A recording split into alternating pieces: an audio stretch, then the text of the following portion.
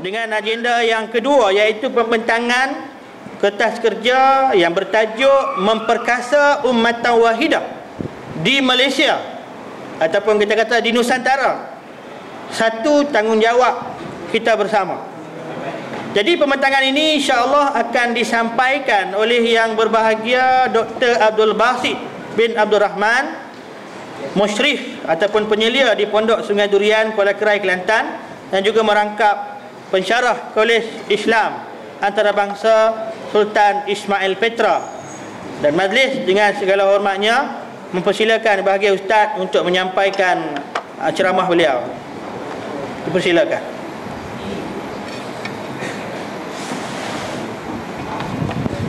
Tuan-tuan, kertas kerja Ustaz boleh kita lihat dalam buku Cenderahati di muka surat 8 hingga 18. Bismillahirrahmanirrahim. Alhamdulillahi Rabbil Alamin, wassalatu wassalamu ala rasulihil amin, Nabiyyina Muhammad wa ala alihi wa sahbihi ajma'in. Allahumma allimna ma yanfa'una wa zakkirna ma nasina wa anfa'na bima 'allamtana wa zidna ilma. Wala hawla wala quwwata illa billahil aliyil azim, wa ba'd. Yang dihormati saudara pengurusi majlis, yang dimuliakan sahibus samahah was sa'adah Al-Fadil Syekh Dr. Ismail Abdul Rahman Lutfi Al-Fatani, Presiden Al-Qayyim, Profesor Madya Datuk Dr. Muhammad Asri, dan semua kaki tangan Institut Al-Qayyim, para pembentang dan para asatizah, ashabul fadilah wal ulama, para peserta sekalian, Assalamualaikum warahmatullahi wabarakatuh. Alhamdulillah, syukur kita kepada Allah Azza wa Jalla kerana pada pagi ini dapat kita berkumpul dalam satu perbincangan nadwah ataupun convention untuk memperkasakan ummatan wahidah, di mana umat ini yang telah dijelas panjang dalam buku yang ditulis oleh yang berbahagia Dr. Ismail Lutfi dalam kitabnya Ummatan Wahidah. Ringkasannya ada dalam buku di tangan tuan-tuan para peserta sekalian. Perbincangan tentang tajuk yang besar ini cukup menarik. Cuma apabila diberi kepada saya tajuk bagaimana memperkasakan, saya rasa mungkin penganjur tersilap orang. Saya yang mari nak belajar bagaimana nak memperkasakan, bukan nak membentangkan bagaimana nak buat. Tapi itulah kata para penulis, ma la yudraku kulluhu la yutraku kulluhu. Benda yang tak boleh kata semua, jangan tinggal semua. Jadi kita ambil lah, kutip lah mana-mana yang baik, mana-mana yang patut, yang sesuai untuk diambil. Para peserta sekalian, kita terus daripada awal perbincangan, tajuk tema kita Ummatan Wahidah. Cuma pihak pengurusi dan juga yang awal tadi tidak menyentuh tentang apa makna ummah. Ummah itu apa dia? Apa maksudnya? Maka dalam ayat surah Al-Mu'minun ayat 52, A'udzubillahi minasyaitonirrajim, wa anna hadhihi ummatukum ummatan wahidah wa inna hadhihi ummatukum ummatan wahidah wa ana rabbukum fattaqun. Dan beberapa ayat yang disebut dalam kertas kita ini, para ulama telah meneliti makna ummah di dalam ayat Al-Quran yang boleh disimpulkan daripada kitab Basairu Zawit Tamyiz fi Lataifil Kitabil Aziz yang ditulis oleh Syekh Al-Fayruz Al-Abadi rahimahullah, iaitulah ada 5 makna ummah. Yang pertama, ummah bermakna imam atau qudwah. Ummah bermakna imam ataupun qudwah. Sebagaimana Allah Ta'ala sebut dalam suratul Nahli ayat 120, inna Ibrahim kana ummah. Ibrahim adalah ummah. Ummah dalam ayat ini bermakna kana qudwatan fil khair, adalah merupakan contoh ikutan di dalam kebajikan. Sebagaimana yang dinukilkan daripada ramai ulama-ulama tafsir dan salafus salih menafsirkan tentang ummah bermakna qudwah dengan makna contoh ikutan. Jadi kita boleh kata orang ini ummah bermakna qudwah di dalam perkara yang tersebut. Jadi makna ayat ini annahu kana ummatan wahdahu. Ibrahim adalah ummah seorang diri, bermakna di dalam masyarakat dia pada waktu itu yang penuh dengan penyembahan berhala, maka Nabi Ibrahim AS adalah merupakan ummah qudwah walaupun seorang dia. Sebagaimana Ibnu Mas'ud radhiyallahu anhu, dia telah memuji Sayyidina Muaz bin Jabal, inna Mu'adzan kana ummatan qanitan lillahi hanifa. Muaz adalah seorang ummah yang tunduk kepada Allah. Ketika itu datang muridnya Farwah bin Naufal al-Ashja'i rahimahullah. Dia terfikir dalam hati dia, qultu fi nafsi, aku duk fikir dalam diri aku, salah ni Abu Amrahman Ibnu Mas'ud. Allah Ta'ala kata inna Ibrahim kana ummatan qanitan. Tiba-tiba dia kata kepada Muaz kana ummah. Maka bila dia tanya kepada gurunya Ibnu Mas'ud, faqala tadri mal ummah, yang kamu tak puas hati ni, mu tahu ke makna ummah tu apa? Qultu Allahu a'lam. Mana saya tahu tu, saya tanya tuan guru. Qala al ummah alladhi yu'allimul khair. Ummah boleh diberi makna orang yang mengajar kebajikan kepada orang. Wa kana Muaz kana muallimul khair wa kana muti'an lillah, yani qanitan ay muti'an lillah. Itu makna yang pertama. Makna yang kedua, ummah bermakna al-muddah minaz zaman, beberapa masa daripada zaman ini. Sebagaimana kisah Nabi Yusuf alaihi salam, wa qala alladhi naja minhuma waddakara ba'da ummatin, telah berkata yang orang yang lepas, yang mimpi dua orang tadi, yang seorangnya lepas, waddakara ba'da ummatin, dia teringat ba'da ummah ay ba'da zaman, selepas daripada beberapa ketika. Bermakna ummah ini dengan makna muddah minaz zaman. Yang ketiga, ummah bermakna al-mazhab wa tariqah, dengan makna jalan ataupun cara pendekatan. Tak kiralah jalan itu jalan yang betul ataupun jalan yang batil, yang tidak betul. Sebagaimana kata Allah SWT sebut dalam Al-Quran Karim, bal qalu inna wajadna aba'ana ala ummatin. Bila Nabi kita dakwah kepada orang kafir dan nabi-nabi mereka dulu, apa mereka jawab? Wajadna aba'ana ala ummatin, kami dapati tok nenek kami di atas ummah ini, di atas jalan ini, sembah berhala, pemujaan dan sebagainya. Yang keempat, al-ummah bermakna al-jama'ah minan nas aw at-ta'ifah, sekelompok daripada manusia. Kita kata ini ummah, bermakna ini satu kumpulan, satu jamaah, walaupun tidak begitu ramai. Sebagaimana cerita Sayyidina Musa alaihi salam, walamma warada ma'a madyan wajada alaihi ummatan minan nas yasqun. Bila dia sampai di tempat tuang minum air kambing, Nabi Musa wajada alaihi ummah, dia dapat satu kelompok manusia sedang bagi minum air mereka kepada kambing, air jamaah. Yang terakhir ini, itulah madza ya'nina, yang dibincangkan hari ini, iaitu ta'rif al-qaumul mujtami'una 'ala ad-dinil wahid, sekumpulan yang berkumpul di atas agama yang satu, sebagaimana tersebut dalam ayat kana nasu ummatan wahidah, manusia asalnya di atas agama yang satu, kemudian mereka telah melakukan penyelewengan seperti yang terdapat dalam kertas yang ada di tangan saudara-saudari sekalian.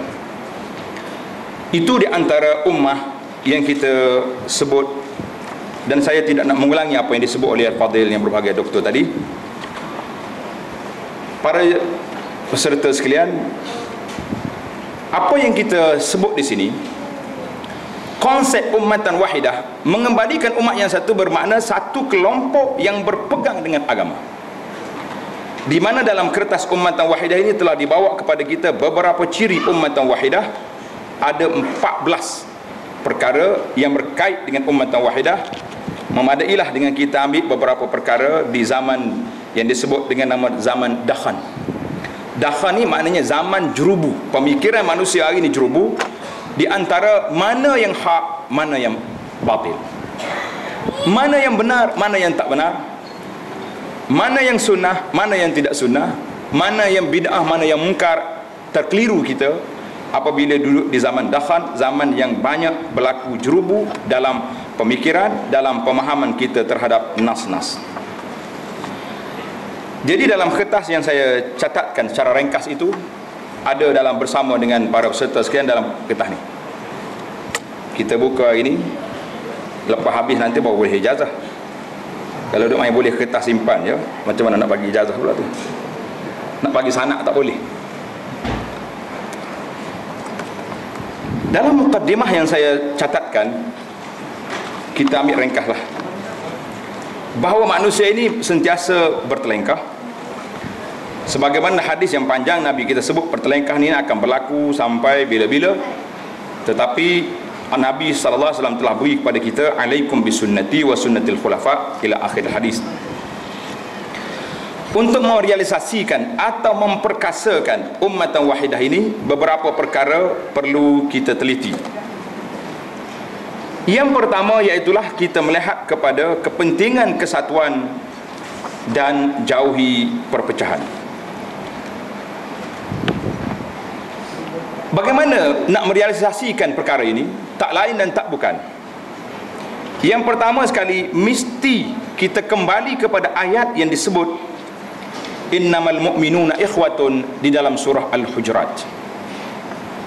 Karena itulah saya sadangkan sangat-sangat surah Al-Hujurat ini menjadi surah bacaan kita, surah tadabbur kita, terutama dalam mengembalikan, merealisasikan ummatan wahidah. Al-Hujurat wajib dihafal dan dipahami. Selagi Hujurat ini tidak dihadam, tidak dipahami dan diamal, selagi itulah kita akan berbincang, berkonvention tahun demi tahun, hari demi hari, kesan tidak akan nampak. Allah sebut dalam Al-Quran, wal mu'minuna wal mu'minat ba'duhum awliya'u ba'd. Orang mukmin yang beriman laki-laki, mukminat, penolong kepada sebahagian yang lain. Yang jadi masalah hari ini, mukmin sama mukminat, mukmin sama mukmin, mukminat sama mukminat bukan lagi menjadi penolong, bahkan menjadi bahan cercaan, menjadi bahan mentah untuk diolah dan diperkatakan. Hadis Nabi SAW, Nabi menyebut dalam hadis muttafaq alaih, masalul mu'minina fi tawaddihim wa tarahumihim, bandingan orang mukmin di dalam berkasih sayang dan kasih sayang dan tolong menolong mereka, iaitulah masalul jasad, seperti tubuh yang satu. Bila sakit satu tempat, maka tempat yang lain juga akan rasa sakit. Kita lihat contoh di kalangan ulama-ulama salaful ummah, diceritakan ada di kalangan mereka, apabila tengok je sahabat dia menangis, dia menangis. Tak tahu lagi apa sebab apa. Lepas dia menangis baru dia tanya, kenapa kamu menangis? Itu menunjukkan ta'atuf, betapa bertimbang rasa, menjiwai perasaan sahabat. Ni tak kalau kita tengok sahabat kita menangis, ambil tisu main-main pula. Nangis bukan nak gaya dia tak, main pula. Huzaifah Al-Adawi rahimahullah, seorang ulama salaf dulu, dia kata pada hari Yaumul Yarmuk, hari peperangan Yarmuk, dia lepas peperangan dia pergi cari sepupu dia, mungkin dalam kumpulan orang mati ataupun sakit.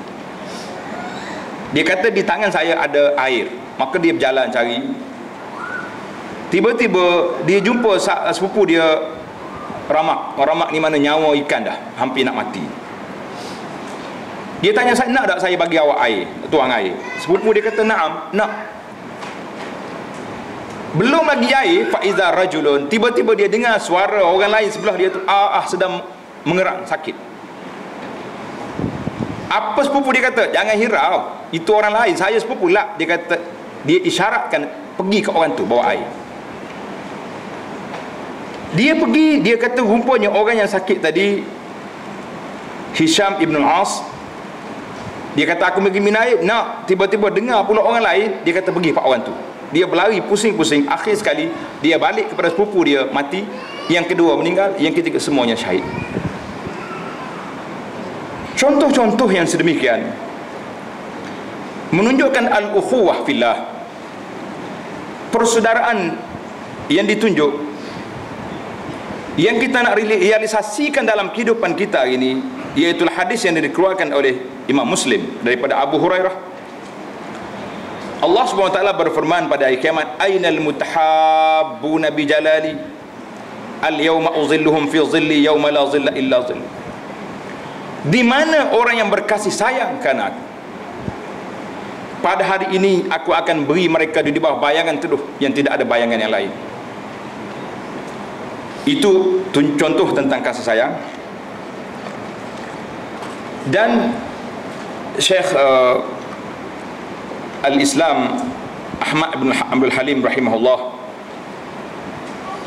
menggambarkan hadis ini dengan kata, Allah SWT telah menjadikan hamba-hamba yang beriman ba'duhum awliya'u ba'd, penolong, pembantu kepada saudara yang lain. Dan Allah jadikan mereka itu ikhwah, bersaudara, mutanasirin mutarahimin, bantu-bantu, berkesian belas, tolong menolong. Ini di antara gambaran orang dulu. Dan kalau kamu lihat kepada pandangan para ulama di kalangan umat ini, mereka sangat-sangat menekankan kepada ittifaq, menjauhi perkara ikhtilaf. Contohnya ini dibawa dalam kitab hadis, iaitulah Al-Imam Syafi'i rahimahullah telah mengeluarkan pandangan, siapa yang terlepas salat jemaah di masjid dengan imam ratib, imam rasmi, an yusalliya munfaridan, dia kena salat seorang dia, tak boleh buat jemaah yang kedua, tak boleh buat jemaah yang kedua. Itu pandangan Imam Syafi'i rahimahullah. Kalau mari sempat kau budak-budak zaman kita hari ni, dia kata Syafi'i tak reti sunnah, bahkan setengah panggil PI lagi, bukan Syafi'i, PI tak reti sunnah. Ada pula tak boleh buat yang kedua. Nabi tengok Al-Syekh Ahmad Syakir rahimahullah dalam ta'liq dia kepada Sunan At-Tirmizi, dia kata apa? Wallazi zahaba ilaihi Syafi'i minal ma'na fi hadzal bab sahih. Apa pandangan Imam Syafi'i dalam isu ini sangat sahih, jalil, sangat tinggi nilainya. Yumbi'an nazarin saqibin wa fahmin daqiq, yang menunjukkan kepada kefahaman yang tajam dan halus penelitian. Sebab apa? Imam Syafi'i ada dua perkara di sini. Yang pertama, dia nak tauhid kalimatul muslimin, tak nak orang berpecah. Bila buat dua imam, bermakna kita berpecah. Yang kedua, Imam Syafi'i, bila kalau kamu tak mahu solat seorang, pergi awal ke masjid, biar sempat dengan imam yang pertama. Itu dia. Tapi kalau kita balah lagu lain, kita kata Syafi'i tak reti sunnah. Sebab apa tak boleh buat yang kedua? Nazarun saqib, dia punya penelitian jauh, nak menjauhkan nabzul furqah, nak jauhkan ada perpecahan dalam masjid umat Islam. Tapi dari segi hukumnya, dari sudut tarjihnya, kita memilih pandangan ini tidak menjadi kesalahan untuk diulangi jemaah yang kedua sekiranya tidak menimbulkan huru-hara ataupun sebarang perancangan untuk menjatuhkan imam yang pertama. Itu dari sudut hukum. Yang kita nak belajar di sini dari sudut adab, bagaimana memperkasakan ummatan wahidah. Halusnya teliti para ulama berbincang dalam perkara ini. Isu yang seterusnya, seruan kepada ittifaq, kesatuan ummatan wahidah, bukan bermakna tidak boleh berikhtilaf. Tak mungkin manusia ini kata tak ada ikhtilaf dah, kita nak jadikan satu je. Beberapa gagasan satu telah disebut tadi. Satu Malaysia. Apa satu lagi? Satu Asia. Apa satu lagi? Kalau orang belakang tu mesti dia jawab satu je isteri, dua tak boleh. Di dalam bab ini orang perempuan sangat-sangat tauhid dalam bab ini. Kita tak nak buat apalah. Ikut je perkembangan yang ada lah. Satu, nak satukan manusia jadi satu tak mungkin. Wala yazaluna mukhtalifin, sentiasa mereka ini berikhtilaf, tetapi kategori ikhtilaf ada yang dibenarkan dan ada yang dicela, yang dilarang. Jadi nak kata iftirak satu benda yang dicela, iaitulah ikhtilaf yang membawa dalam usul akidah, dalam perkara-perkara yang boleh membawa pada perpecahan. Tetapi kalau ikhtilaf itu membawa kepada keluasan, sebagaimana kata di ulama, adapun ikhtilaf, perbezaan pandangan ada kalanya adalah satu rahmat dan ahli-ahlinya diberi pahala, kemaafan. Bahkan ulama salaf sendiri mengatakan kami menanti adanya berbeza pandangan di kalangan sahabat. Sebab kalau mereka berbeza pandangan di kalangan sahabat, dia jadi luas. Tapi kalau tak berbeza, jadi sempit. Satu pandangan saja. Itu di antara para ulama telah menjelaskan kepada ini. Maka contohnya, kadang-kadang tengok dalam kertas kita ni ada contoh apa yang berlaku di antara Sayyidina Abdullah bin Mas'ud radhiyallahu anhu dengan Sayyidina Uthman ibn Affan. Ibnu Mas'ud dalam salat dengan Sayyidina Uthman. Sayyidina Uthman telah menyempurnakan salat 4 rakaat di Mina. Sedangkan dalam sunnah yang dibuat oleh Nabi sallallahu alaihi wasallam, Nabi kita di Mina salat 2 rakaat saja. Dan dia tidak jamak. Qasar, tidak jamak di Mina. Sayyidina Uthman salat 4. Maka kata di Ibnu Mas'ud, bila dia tengok Sayyidina Uthman salat 4, dia istirja', dia kata inna lillahi wa inna ilaihi raji'un. Pelik ni. Dan dia kata sallaitu ma'a Rasulillah, aku salat bersama Rasulullah. Abu Bakar dan Umar di Mina ini rak'atain. Semuanya buat 2 rakaat, yang 4 jadi 2. Tapi sambil-sambil dia bercakap, dia ikut Sayyidina Uthman buat 4 rakaat. Kenapa? Ini dia panggil. Orang bertanya dia, ya Ibnu Mas'ud, atabta ala Uthman, kamu kritik Sayyidina Uthman salat 4. Thumma sallaita ma'ahu arba'an, tapi kamu salat 4 juga, kenapa? Ini sedap juga soalan. Faqala, kata di Ibnu Mas'ud, al-khilafu syarr, berpecah dalam di sini menunjukkan tidak baik. Jadi kalau kita masuk dalam masjid jamaah, ikut ya imam yang ada. Jangan kita buat jamaah yang kedua kerana kita mendakwa imam yang pertama tidak ikut sunnah. Sedangkan dalam perkara itu ada keluasan. Macam kes-kes yang berlaku pada hari inilah contohnya. Maka kata Ibn Al-Qayyim ketika menghuraikan cerita 2 sahabat ini, wuqu'ul ikhtilaf bainan nas amrun daruriyun. Berlakunya khilaf di kalangan manusia ini satu benda yang daruri, yang tak boleh lari, yang tak boleh nak tinggalkan.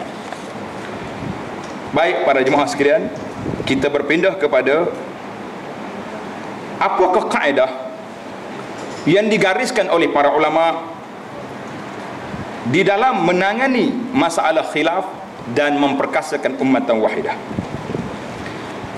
Yang pertama, di sini ada 7 perkara. Saya ingat sempat kita habiskan masa dalam waktu yang dibenarkan, insya-Allah.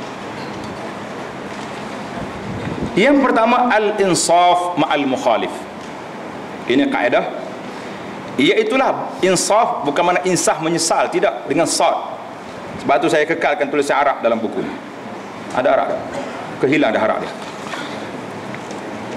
Kalau hilang kita marah dengan peduli. Dah ada, alhamdulillah. Sebab lain makna insaf, mana orang tu, oh saya dah insaf. Tak, insaf dengan mana kita dah menyesal, tak mau buat lagi. Ini insaf. Insaf dengan makna bersikap adil terhadap lawan atau orang yang tidak sependapat dengan kita. Kalau semua ambil ni kaedah yang pertama ini, berbeza pandangan tidak sepatutnya membawa kepada fitnah memfitnah, membawa kepada perpecahan atau perbalahan, kecuali apabila telah disertai oleh hawa nafsu yang terlalu emosional.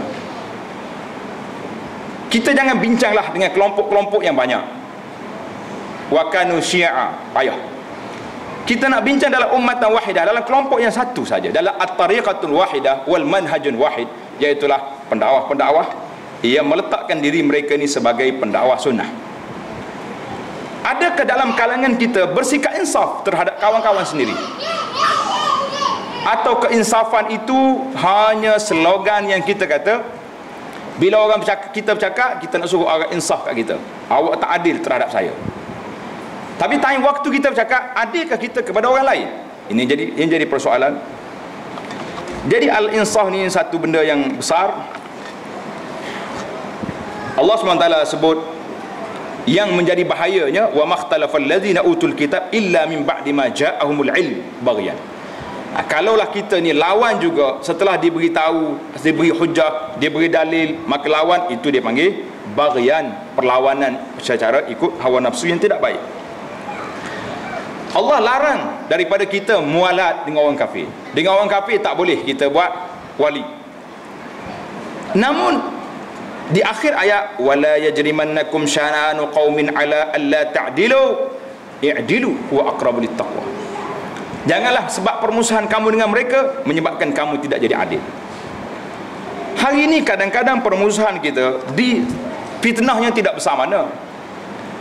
Fitnah hanya sedikit perbezaan pandangan, perbezaan pendekatan. Maka timbullah di kalangan pendokong-pendokong sunnah ini istilah-istilah yang belum pernah tuan-tuan dan saya dengar sebelum daripada ini. Apa dia istilah? Nak saya sebut ke tak payah, boleh faham sendiri. Faham sendiri lebih adil daripada kita sebut. Kadang-kadang tak sebut, tak faham-faham juga dia. Itu jadi masalah juga. Silap faham lagi susah. Macam cerita saya pergi Indonesia dulu kan, kau dengar dah cerita Cina ayat dah gitu kan. Pergi Indonesia, apa ke 2,5 dia buat lawatan sana sini, 2,5 tengah hari. Saya cakap pihak kami ni mau tengok dapur. Oh, dapur belum tengok lagi, 1 jam pula round dapur. Kita lapar nak cerita dapur tu. Allah, terberat juga. Itu kadang-kadang bagi dia punya sindiran ni payah. Bagi cakap terus ya senang tak? Cakap perbezaan yang sedikit, maka timbullah istilah-istilah yang baru, bid'ah baru dalam istilah ini yang tidak diguna oleh pendakwah-pendakwah sunnah kita yang dulu.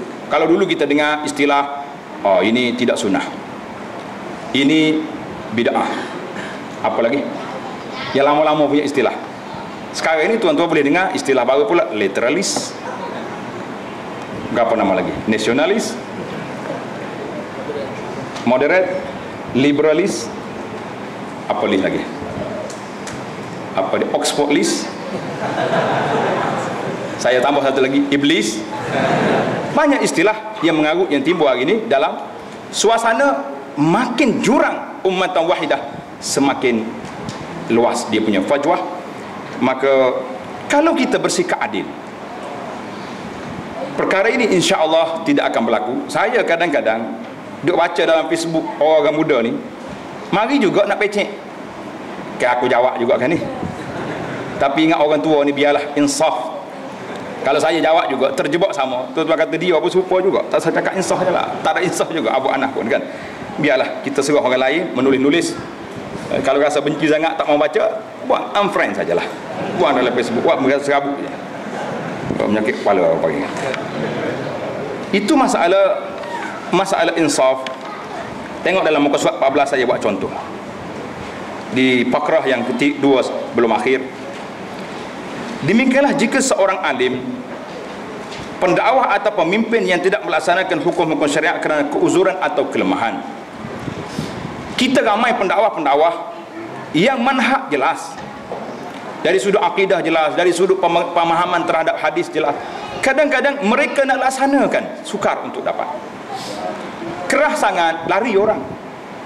Lembut sangat, tak faham-faham. Maka kita kena berlembut di tempat yang kena lembut dan berkeras di tempat yang keras. Sebab itulah kata Imam Ghazali rahimahullah, ni menarik kata-kata ni, tulislah kat mana-mana. Imam Ghazali kata, berkeras di tempat yang perlu lembut, itu orang bodoh nama dia. Berlembut di tempat yang keras, itu orang lemah nama dia. Itu dia kata, memang kita terpaksa kena menerima. Contoh dia kata ni, dalam masyarakat kita hari terdapat ramai imam, ustaz yang komited dalam tugasan dakwah dan ibadat mereka, kuat, tetapi masih lagi merokok. Kau tak ada rokok sini, sambil-sambil duduk akak bendera marah mereka pun tak. Lepas-lepas tumbuk meja, keluar juga ni dalam bola. Aduh, lemah saya. Orang pergi Mekah kadang-kadang duduk cari haji mabrur, pakcik ni keluar juga haji Marlboro. Haji Marlboro di Arafah. Mana kata apa? Masih lagi menonton, mendengar lagu dan muzik. Saya tak bincanglah halal haram tu cerita lain. Tapi dari segi muru'ah seorang pendakwah, orang kampung ni kalau lagu ustaz ni telefon dia bunyi lagu, dia tengok macam ustaz apa lagu tu? Tukar je ustaz-ustaz kita ni. Kenapa nak berkerah kepala sangat? Nak sayang ke lagu, benda lain kita boleh tukar. Lagu cengkerik boleh, lagu katak pun tak apa lagi. Bunyi dalam telefon, orang tak marah. Bunyi lagu menimbulkan fitnah di kalangan masyarakat. Lebih-lebih lagi kalau bunyi dalam masjid. Tapi mana macam mana kita kata tak habis lagi ayat tu, nak pergi ke lain tu. Jadi sehingga terdapat jemaah yang hilang kepercayaan dan tidak mahu lagi mengikut mereka, maka secara insafnya kita ikut kebaikan yang mereka buat, yang tak baik kita tepikan. Itu contoh yang kedua. Yang kedua, mengambil kira kemaslahatan dan kerosakan. Mura'atul masalih wal mafasid. Ia ni kita perlu bincang. Kita perlu bincang dalam cadangan saya nanti. Beberapa iktirah yang saya akan cadangkan di hujung nanti kepada ahli convention, yang sepatutnya insya-Allah ada samarah, ada kesan daripada perbincangan kita ini. Harapannya begitulah. Jadi dalam bab mura'atul masalih, menjaga maslahah dan mafsadah, kita ini kena lihat di antara kaedah syariah ialah mengambil kerosakan lebih kecil. Kalau ada dua ni, satu baik, satu tak baik, itu automatik kita akan ambil yang baik. Tapi kalau dua-dua tak baik, macam mana nak buat? Maka kita mengambil akhafud dararain, kemaslahatan mudarat yang lebih kecil untuk menolak kemudaratan yang lebih besar. Tengok contoh yang pertama, Nabi di Mekah terdapat kemungkaran besar, iaitu berhala banyak di sekitar Kaabah dan di rumah-rumah mereka. Tapi Nabi tak buat apa. Bahkan Nabi juga pergi tawaf walaupun ada berhala di situ, kerana waktu itu belum lagi sampai peringkat dakwah kita bertembung dengan mereka. Sewaktu di Madinah pula, Nabi kita berdepan mengenali golongan munafikin, dan Rasulullah sallallahu alaihi wasallam tidak mengambil tindakan membunuh ataupun pancung seorang-seorang. Apabila ditanya oleh para sahabat, Rasulullah mengata supaya orang tak cakap Muhammad yaqtulu ashabahu, Muhammad ini telah membunuh saudara-saudaranya sendiri. Jadi dalam menghadapi orang yang berbeza pandangan, kaedah ini hendaklah diamalkan. Jangan sekali memberi komen, ulasan terhadap pandangan seorang yang berbeza pendapatnya jika ia boleh memberi kesan negatif yang lebih buruk. Cuma masalah kita hari ni, kita bukan nak komen, tapi soal khabar, reporter tanya. Takkan saya nak jadi syaitan bisu, jawab juga dah. Orang tanya apa pandangan tentang hudud, hudud tak sesuai sebab apa nama Cina tu, tak setuju contohnya. Kita boleh pergi bela apek cuma yang tak bersunat, tak berpuluk ni dalam isu hudud. Kenapa? Sebab semata-mata dijolok oleh pemberita, reporter yang kacau. Saya kalau orang telefon isu-isu begini, saya kata tak je lah, tanya orang lain je lah. Kalau orang nak mengaji, mari dengar saya kuliah. Reporter dia suka tanya ya.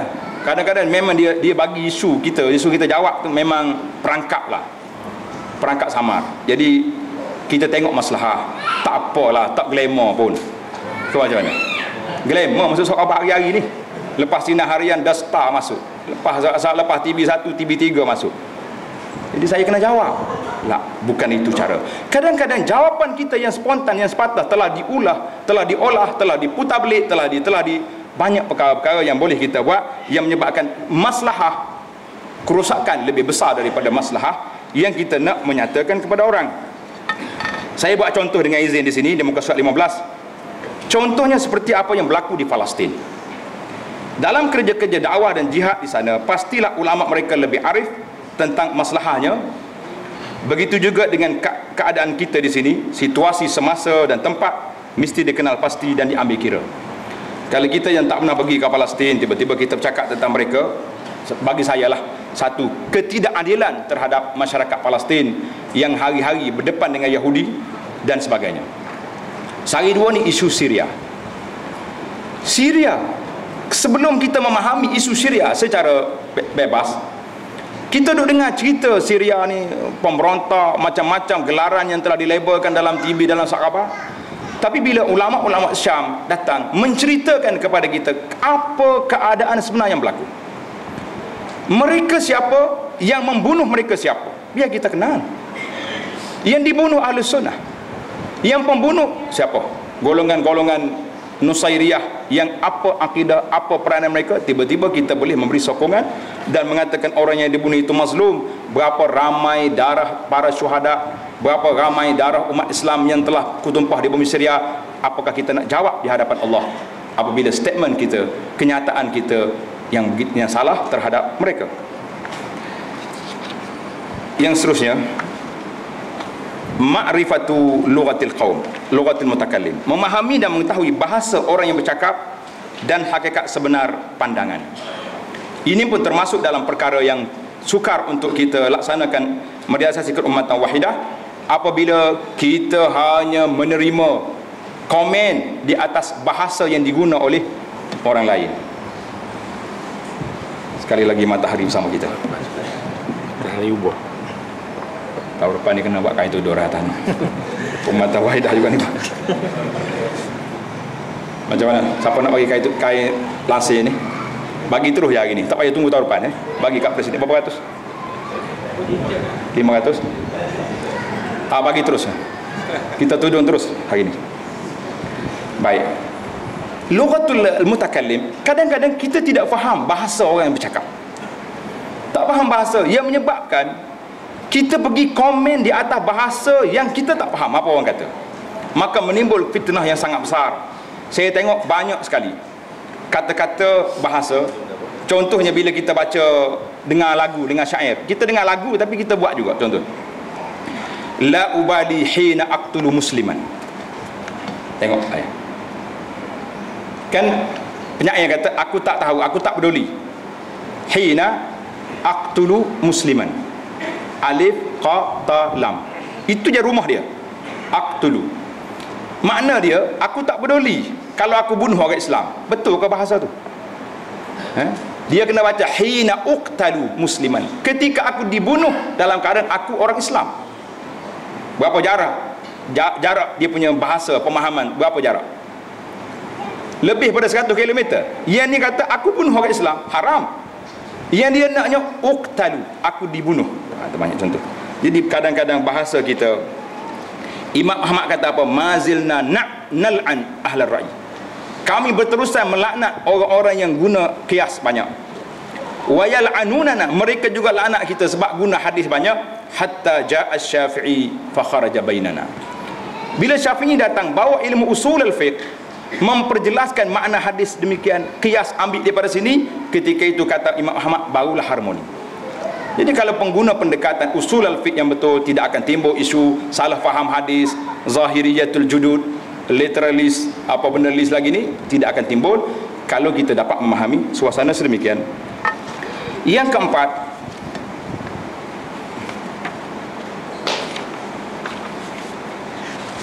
kepastian dan penjelasan, iaitulah dia panggil at-tasabbut.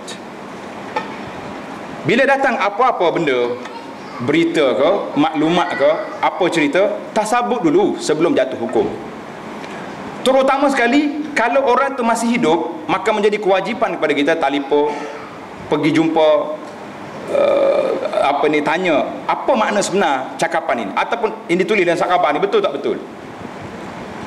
Tapi waktu orang komen kita melalui surat khabar juga, kita kata surat khabar salah tulis. waktu kita nak komen orang, kita kenapa tidak bersangka baik khabar salah tulis terhadap kata-kata orang tu?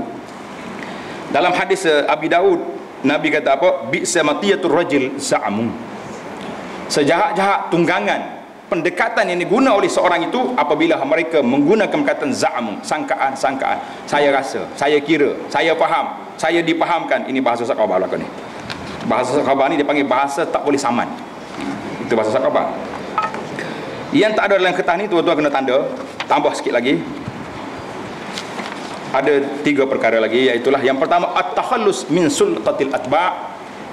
Mesti kita bebaskan diri kita daripada kongkongan pengikut-pengikut. Ini pengikut ni jadi masalah. Asyik tunggu je dengan kamera. Ustaz, apa pandangan ustaz tentang ni? Ustaz pun komen. Sudah komen, ambil jawapan. Lagakan di antara orang ni dengan orang ni. Ambil video kawan ni, ambil video kawan ni. Apa benda duk laga-laga macam ni? Itu pandangan dia, ini pandangan orang ni. Sayyidina Umar bin Khattab dalam masalah al-musyarakah, masalah bagi pesaka, tahun lepas dia hukum yang lain. Tahun ni hukum orang tanya Umar, tahun lepas menghukum lain. Dia kata hadza ma qadaina. Hak tu hal lepas, hak ni pandangan aku. Jadi kalaulah kita nak suruh semua ustaz yang dikatakan ustaz sunnah ini satu je, tak akan mungkin berlaku. Saya syorkan kepada pelajar-pelajar yang sedang buat tesis, PhD ke master, jumpa saya, anda nak bagi satu tajuk yang menarik perbezaan pandangan di antara pendakwah-pendakwah sunnah di negara Arab. Contoh mudah, di antara Syekh Abdul Aziz bin Baz dengan Syekh Ibn Utsaimin, satu negara. Di antara Syekh Nasiruddin Al-Albani dengan Syekh ulama-ulama lain pula, Ahmad Syakir contohnya.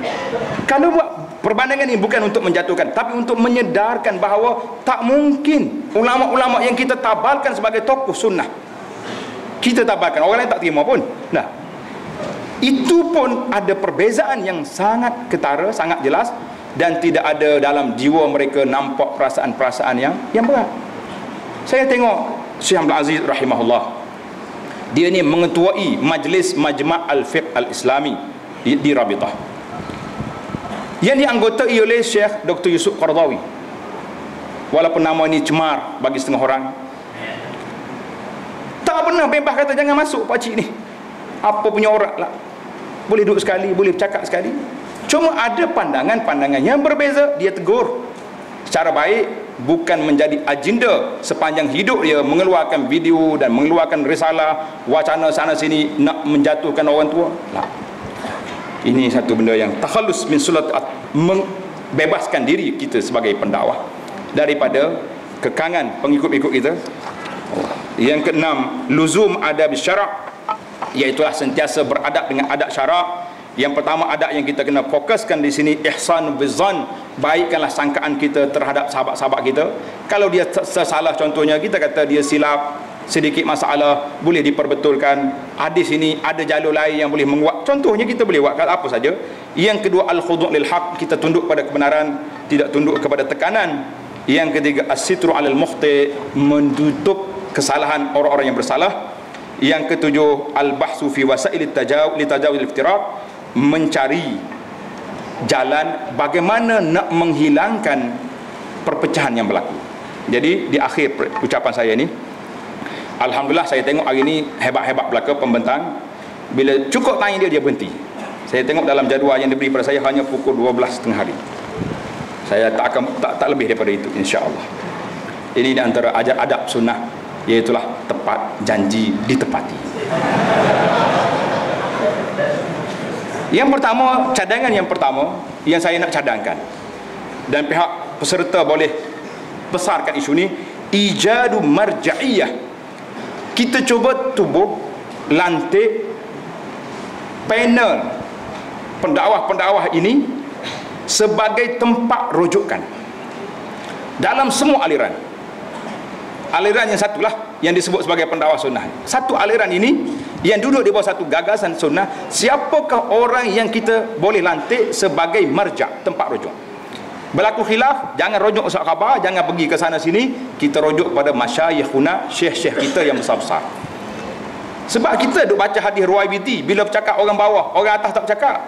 Tapi bila pelaksanaan tak jumpa pula hadis tu kan. Yang pertama, tubuh marja'iyah, tempat rujuk yang dimalui dan diterima oleh semua kelompok. Yang kedua, nasrul kalam, kita sebarkan adab-adab ikhtilaf ini di kalangan pengikut kita, dan kita cuba merealisasi, melaksanakan semampu mungkin, insya-Allah. Yang terakhir, saya akhiri dengan doa yang dibaca oleh Nabi sallallahu alaihi wasallam, dan saya syorkan supaya doa ini sentiasa dibaca, iaitulah Nabi kita bila bangun solat malam, Nabi membaca Allahumma rabba Jibril wa Mikail wa Israfil fatiras samawati wal ard alimal ghaibi wasyahadah anta tahkum baina ibadika fima kanu fi yakhtalifun ihdini lima ikhtalifa fihi minal haqq biiznik innaka tahdi man tasha'u ila siratal mustaqim. Jadi doa kita, ihdini lima ikhtalifa fihi minal haqq, minta Allah Ta'ala tunjuk, pimpin, bantu kita dalam perkara-perkara khilaf, supaya kita dapat duduk di atas jalan yang benar, tanpa kita mendakwa kita saja orang benar, yang benar orang lain salah. Aqulu qawli hadza, wassalamualaikum warahmatullahi wabarakatuh.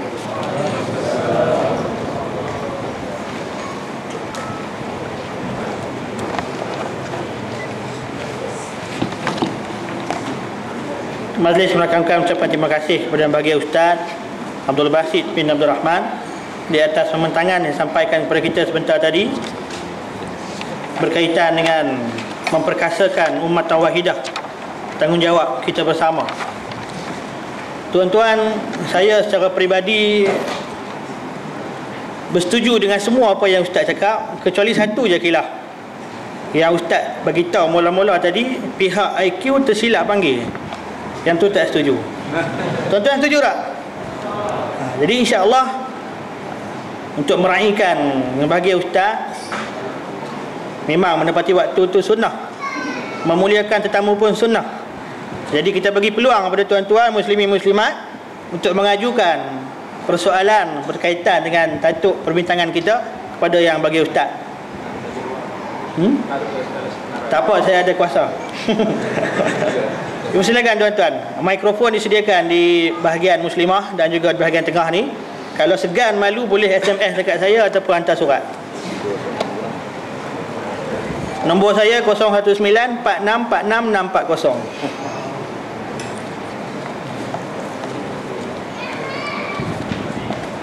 Sebab lepas ni kita rehat, jadi rehat kita panjang. Lebih baik kita manfaatkan dengan keberadaan Ustaz. Sebab saya difahamkan Ustaz hari ni ada acara lain di Pulau Pinang. Jadi sementara Ustaz berada bersama kita, kita ambil manfaat untuk mengajukan persoalan. InsyaAllah, dipersilakan.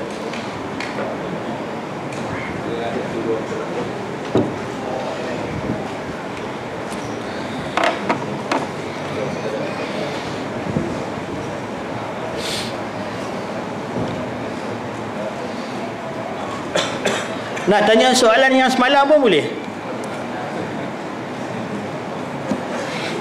Soalan yang semalam tu.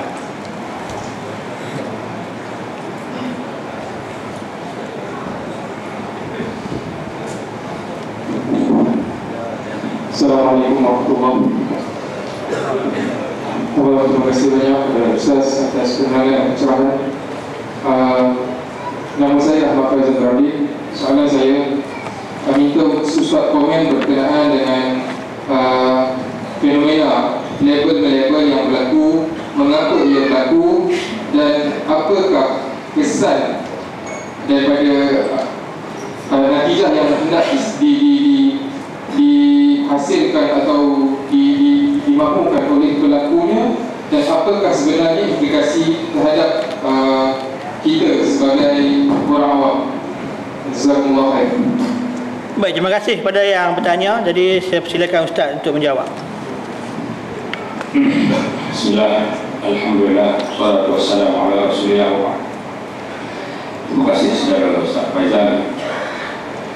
Kesan daripada amalan label ini, yang pertama sekali, khilaf sunnah. Tak pernah sahabat orang yang mendakwa pendakwa sunnah melakukan perbuatan yang tidak sunnah. Allah terang sebuah Al-Quran, wala tanabazu bil alqab, jangan buat campur gelar-gelaran yang tidak baik. Kesan daripada hasil daripada apa yang berlaku setakat yang saya perhatikan, iaitulah dakwah ke arah kebaikan ini taraja undur balik ke belakang banyak. Yang dulu kita hanya satu lain, semua pergi ke sini. Tapi sekarang putar bin Ustaz. Daripada kita tujukan ada 7 senjata yang masing-masing tajam. Ada yang Masya Allah hafal beberapa hadis Nabi SAW, ada yang faham aqwal ulama, ada yang faham dalam masalah-masalah isu akidah. Tetapi malah hari ini senjata yang ada di tangan masing-masing dia tak tuju pada fokus kepada musuh yang sebenar. Kita berdakwah ramai orang Syiah hari ini, tapi kenapa kita tidak ambil peluang satu fokus tembak Syiah? Ini tak tahan tembak Syiah, tapi kami mendadak kita sepak sana sini. Akhirnya kita tak sampai Syiah sampai ke mati mendadak. Ini satu penyakit. Nak bom Syiah bom, betul. Tapi kenapa kita mendadak pakai kais? Akhirnya dia yang bawa mendadak. Orang lain pun juga kaki kaki. Ingat kita pada seorang. Ini pemerhatian saya. Kesan daripada ini bermakna kita telah mengabaikan banyak tanggungjawab kita untuk menyekat kemarahan ajaran-ajaran sesat Indonesia, khususlah kita sebut betul tak payah takut aku bahawa kita, iaitulah ajaran Syiah dan ajaran-ajaran tarekat-tarekat yang sesat. Saya tak katalah semua tarekat itu jadi masalah pada kita. Ada semua ustaz yang sebut tarekat yang tersebut sikit tarekat yang sesat. Kadang-kadang guru kita pun tarekat juga. Jadi, untuk adil insaf kita kata tarekat ajaran sesat. Terus saya kata apa? Bila saya letak dalam Nur Abu Anas itu, keputusan Majlis Fatwa tentang Nasyabani Haqan. Dia tulis surat saya panjang lebar. Dia kata, Ustaz, apa awak menghuraikan kesalahan orang melalui syariat? Awak pernah tengok ke dalam nak ceritanya betapa dia orang ini malu sekali. Syiah telah berani menghantar memorandum kepada yang tuan aku, dan secara terang-terangan hari ini hantar kepada beberapa pihak yang rasmi negara, melabel, menamakan sahabat-sahabat kita ini dengan gambar, dengan macam-macam label yang ada. Di mananya apabila kita juga orang yang satu kepala, satu wadah, satu dakwah nak ajak orang kepada kitab sunnah sahih ini juga melabel sama kita. Apa yang ada ni? Kalau macam ni dakwah kita nak pergi ke mana? Maka kerana itulah bila kita jumpa dengan ustaz-ustaz dia kata rumah saya ni habis baik aku mengajar semua ambil hadis yang Nabi kata yatma'un al-ghanam fi syarabin jibal, pergi ke bawah kambing, pergi bukit asnah. Sahabat mereka itu sudah ada. Jadi kekecewaan yang timbul daripada hasil daripada perkara ini, inilah yang kita nak menangani. Tak mungkin kita tangani melalui media, tak mungkin kita tangani melalui anak-anak murid yang tidak ada ini, tapi yang kita boleh tangani insya-Allah melalui al-marja'iyah, iaitulah masyayikh kibar ulama kita yang boleh menyatukan firwah dan agar. Kalau tak boleh nak menyatu 100%, mengurangkan sikit jurang perbezaan yang ada ini. Wallahu a'lam. Baik, terima kasih Ustaz. Ada satu soalan daripada SMS. Ini pun berkaitan dengan penyatuan ummah juga Ustaz, tapi di peringkat akar. Soalan dia tak abang nama apa, dia tak beritahu nama dia. Saya dilantik jadi imam surau di taman. Bagaimana nak handle bila orang ramai pelik, kita tak wirid kuat, tak tahlil dan sebagainya? Nak ikut kebenaran atau kebanyakan dalam hal ini? Berbeza dalam masyarakat. Payah nak ajar orang ini suruh zikir kuat. Saya rasa tidak satu benda yang payah. Saudara jadi imam berapa lama? Berapa lama jadi imam? Setahun, 2 tahun? Seminggu yang pertama kita setiap lepas salat bawa risalah, bacaan-bacaan yang dibaca oleh Nabi SAW dan dibaca oleh para ulama, khususnya ulama dalam mazhab Syafi'i. Kita kalau sebut mazhab Syafi'i semangat tadi. Kami tanya nama apa Imam Syafi'i? Tak ingat. Apa dia sekat dulu kan? Biarkan. Dan setakat yang anda baca syuruh al-Minhaj al-Talibi Imam Nawawi, kebanyakannya terhenti riwayat-riwayat bacaan itu setakat yang warid daripada Nabi SAW. Jadi awak ambil tidak mazhab ini, Mu'min Muhtar atau Fadil Muhtar. Bacaan ini dimungkinkan daripada kitab yang muhtabar dalam fiqh Syafi'i, perkataan ini mari kita baca seminggu aja. Wah, apa? Baca astagfirullah, astagfirullah, astagfirullah. Cukup seminggu, hanya kenapa? Kenapa? Saya nak seluruh ni cepat nak tes.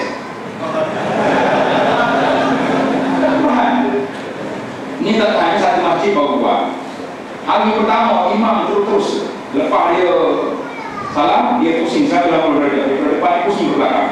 Petang sampai anak mamu. Dia kata, Ustaz, ada orang pusing sampai begini. Biasa orang pusing sikit-sikit je. Saya menjaga imam, mana boleh pusing 180 derajat? Pusing lah itu jam. Mula-mula pukul 1, esok pukul 2, cukup seminggu pukul 2, pukul 6 nak jawab dia kan. Tapi kita kadang-kadang walaupun nakum qawm tastakbirun, kita kadang-kadang bokok dalam tindakan. Orang kampung mana tak nak ikut sunnah, tak nak ikut mazhab Nabi. Mana ada orang? Kita kadang-kadang buat masalah dalam kampung. Ini semua orang tak betul belakang. Apa saya betul barang? Saya tak tahu lah. Cuba buat pendekatan yang baik-baik dengan lunak, dengan cara yang baik. Orang berarti ada yang tak diterima akan ada, tapi tidaklah meletup seperti yang ada hari ini. Cuba jangan bangga orang betul. Kita didik orang, ada tak masalah? Apa yang diajar oleh Ibn Mas'ud dengan Sayyidina Osman besar. Ibn Mas'ud istrinya inna lillahi wa inna ilaihi raji'un, tapi dia salah ke Osman, dia tak buat lima hari. Tak kira dia Ibn Mas'ud tak sunnah, tak sunnah Ibn Mas'ud, siapa sunnah? Dan pendekatan yang kita buat, boleh terima kaitan. Boleh. Yang ini masalah kita tak ajar orang. Dalam bab zikir pahala, kita tak ajar. Cuba ajar. Bila dia pandai sendiri, dan kita hari-hari usaha. Waktu subhanallah dia kali cukup ni, Allah Ta'ala ampunkan dosa walaupun semakin boleh dilakukan. Nah, bila kita fadail amal yang diajar, kita suka orang baca fadail, dia pasal juga kita asyik turun dia. Bila Nabi bilang juga, dia pasal kita faham apa tentu. Bila orang baca kita sibuk, baca kita, kamu apa tak baca? Dia sibuk dengan kritik apa? Betul bilang sekali, awal kali selasa saya ingat. Kita cuba lah mendekati. Saya ingat tidak ada manusia yang tidak mampu. Orang yang mampu ni 2-3 benda saja. Yang pertama, orang mati. Orang mati kalau dia lepas tu dia tak balik tak. Tak boleh. Yang kedua, orang yang bertakwa hidup tapi bertaraf hati. Dia panggil mayat hidup. Tapi kalau orang ada pemikiran yang baik, insyaAllah kita bisa secara detail nanti dalam tadi baik. Fiqh tahyir. Bagaimana fiqh nak mengubah masyarakat. Itu saya tadi yang baik. Pihak IT boleh sebut nanti. Mungkin kalau fiqh tahyir. Fiqh nak mengubah masyarakat secara psikologi, secara pendekatan yang benar, pendekatan yang Allah boleh terima, insyaAllah. Allah.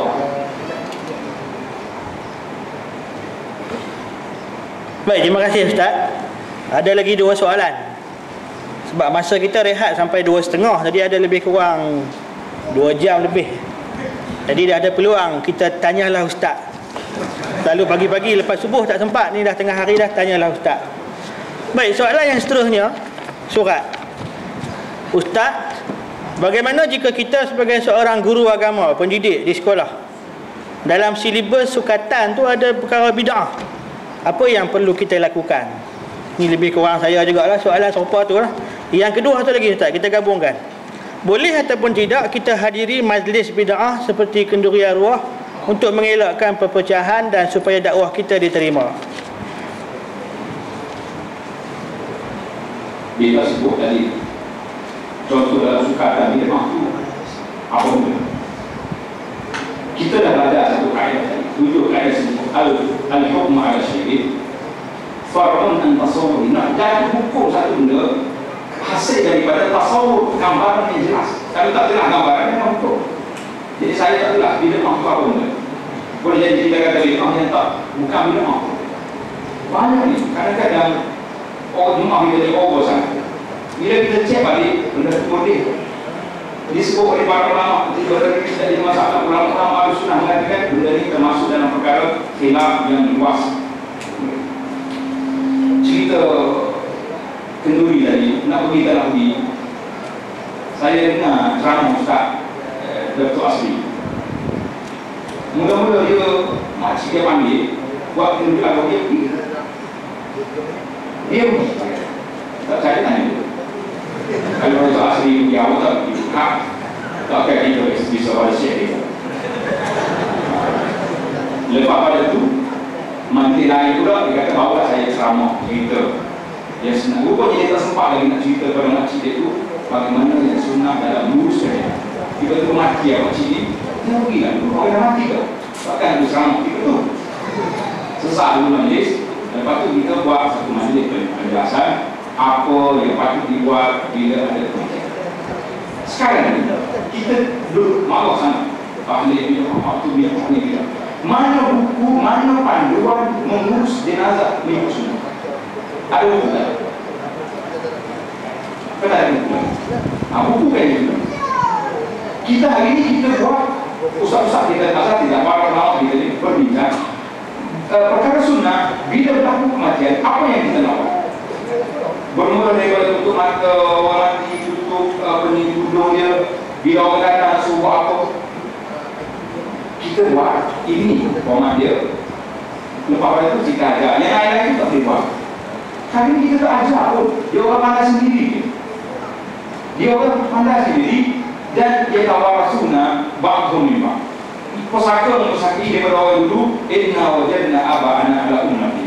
Ummati di sini mana? Jawablah yang baru disahkan tadi. Dengan cara jalan manhaj. Mari kita dapat orang tua itu macam ni, dia orang buat itu. Jadi sekarang ini pendekatan yang kita buat, beri penjelasan secara baik. Ini bila ada kematian, ini saja. Yang pertama, yang keempat, kemudian kita jelaskan. Kalau tuan-tuan nak tengok penjelasan ringkas yang anda buat, tengok dalam satu siri ceramah saya, tajuk dia Rehlah Abadi. Rehlah Abadi ke Alam Akhirat. Ada 12 siri ceramah itu. Boleh tengok dan boleh dengar. Tak bermula daripada mati. Tak mati lagi, bertawak dulu. Kemudian bila mati apa kita buat, lepas orang mati ke bumi, lepas bumi apa benda, sampailah kepada dalam alam kubur. Itu di antara pendekatan yang kita cuba buat. Apa kesnya tadi perlu pada tadarus. Mungkin kalau tak pergi kali pertama yang menyebabkan dia langsung dia akan putuskan hubungan. Jadi masalah kita pergi ke tak pergi? Masalah dakwah kena pergi. Lepas tu jangan. Lepas tu masalah pergi pula. Sekali dua lah masalah. Lepas tu peranan pula. Jadi kita namanya peranan dalam masyarakat bahawa cara yang benar ini berdasarkan kepada fiqh. Kita tidak fiqh. Kita tahu yang saya kita fiqh bayar-bayar. Ambil kita fiqh fikman haji. Fiqh mazhab Syafi'i. Kemudian tidak dalam kitab Al-Janaiz dia telah uraikan kepada kita perkara yang patut buat dan tak boleh buat. Yang ambil kita nama orang yang suka tu. Ini bila nak ujar sikit, belum saya ni kata. Apa dia betul saya ni? Aku tak pernah nak sama ni. Muak banyak. Kek-kek tu ni, bapak ni.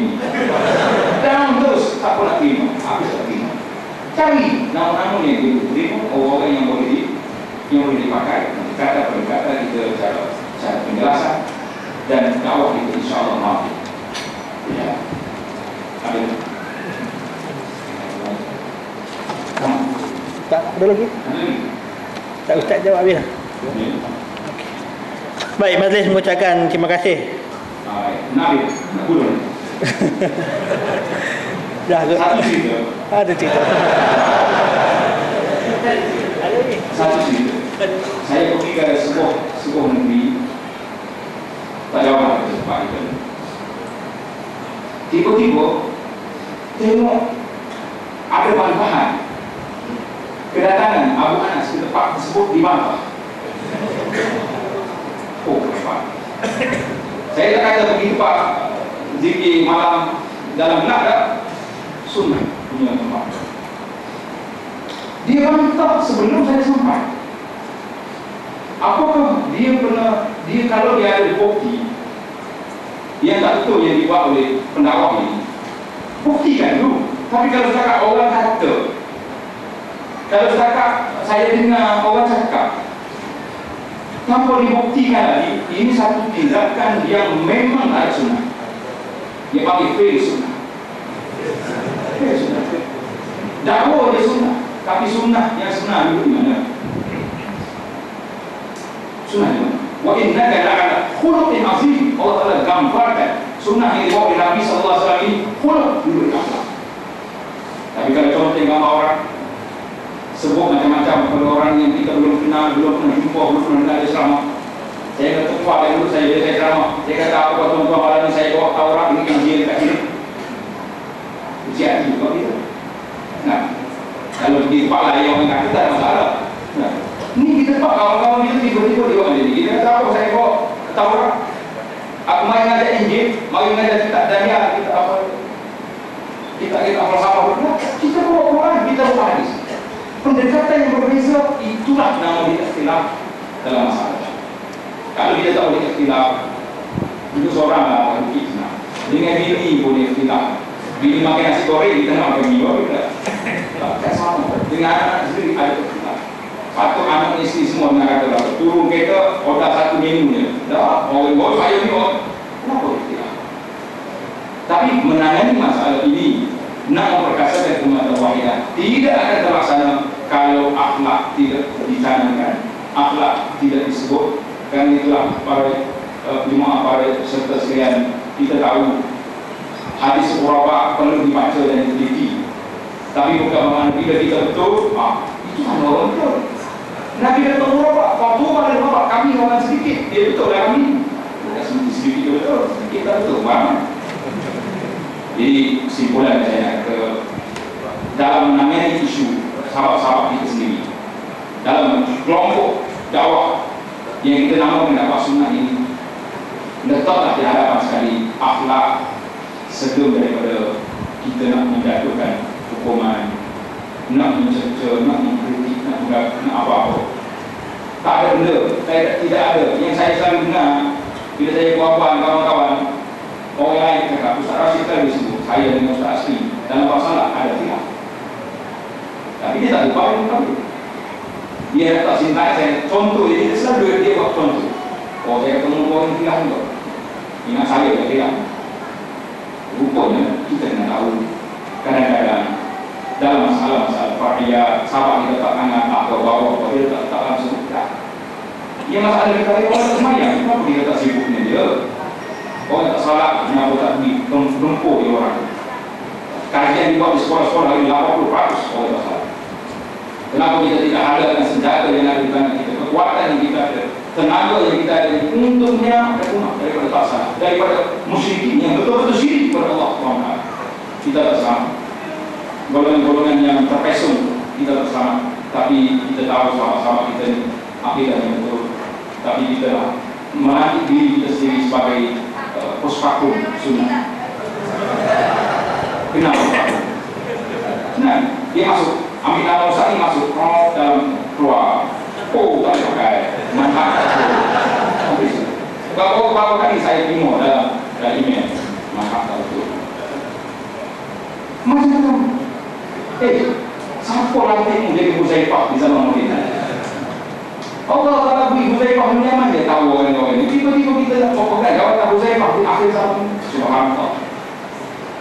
Ini saja minta amal kursi. Sebab saya nak tutup dengan sedikit perasaan yang saya terima supaya sahabat-sahabat memahami bahawa dakwah ini panjang. Tapi kalau tak kena gaya, kita mundur ke belakang. Saya ulang sekali lagi, dakwah yang dibawa oleh sahabat-sahabat kita di sini tarawih mungkin balik semula ke tahun awal 90-an setelah berlaku beberapa peristiwa besar di dalam negara yang saya tak namakan. Nak tahu juga kita bicara apa. Aku berkata wassalamualaikum warahmatullahi wabarakatuh.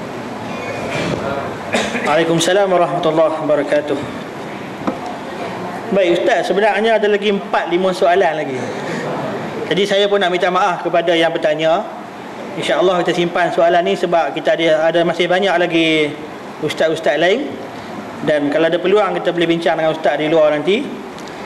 Jadi sekali lagi benda ni meyakinkan saya bahawa pihak IQ tidak silap menjemput ustaz ke sini. InsyaAllah kalau boleh kita buat bulanan ke, boleh tak? Okey, baik. Jadi seperti yang tadi mana kata majlis mempersilakan atau menjemput Presiden Dewan Kebajikan Al-Qayyim untuk memberikan sumbangan penghargaan kepada bahagia Ustaz Dr. Abdul Basit. Dengan hormatnya dipersilakan.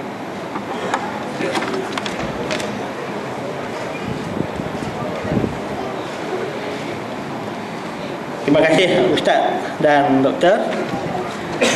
Muslimin muslimat, tuan-tuan dan puan yang dirahmati Allah, kalau kita perhatikan di luar sana ada banyak botol air mineral. Air mineral semula jadi Smart Quran. Jadi memang program convention kali ini, air ini disponsor oleh Smart Quran. Bukan SMART orang putih tu, tapi SEMAT, Smart. Nak menyematkan Al-Quran dalam diri kita. Air ni tidak dijampi, cukup baca bismillah, minum. Cuma sedikit maklumat berkaitan dengan Smart Quran. Smart Quran merupakan salah satu cawangan IQ di Perak di bawah Ustaz Sazali, dan dia merupakan satu pusat pendidikan yang bermanhajkan Quran dan Sunnah, di mana pengurus besar di Kuala Lumpur yakni Ustaz Baharuddin Ayuddin, manakala cawangan di Perak di bawah seliaan Ustaz Akhyar di Ipoh. Di pusat Smart Quran ini ada aktiviti pembelajaran Quran, tilawah, hafazan, terjemahan dan pemahaman Al-Quran, bacaan, hafazan, terjemahan dan pemahaman sunnah, kemahiran membaca, menulis dan mengira, dan penguasaan kefahaman teks dalam bahasa Arab, Melayu dan Inggeris. Ada juga latihan kemahiran seperti komputer, percetakan, masakan, jahitan, pertanian dan perniagaan, dan ia dibuka kepada semua tahap, mulai peringkat tadika, peringkat rendah, menengah dan juga untuk golongan dewasa. Dan juga sama dengan IQ, memberikan dana kebajikan kepada fakir miskin, anak yatim dan lain-lain. Jadi untuk lebih lanjut, insya-Allah kita akan bagi risalah ni kemudian lah. Jadi terima kasih kepada pihak Smart Quran di atas sumbangan air.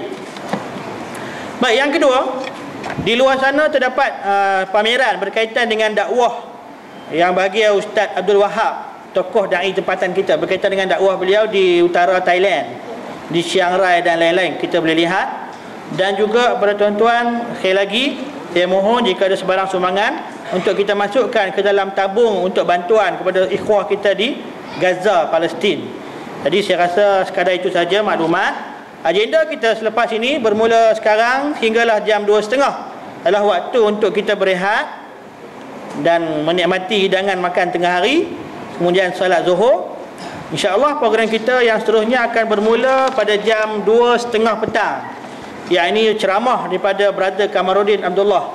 Dia pengurus ataupun pengerusi Presiden IPSI, Islamic Propagation Society International. Tajuknya berdakwah kepada bukan Islam, di manakah kita. Kalau di Pulau Pinang memang tak asing lagi.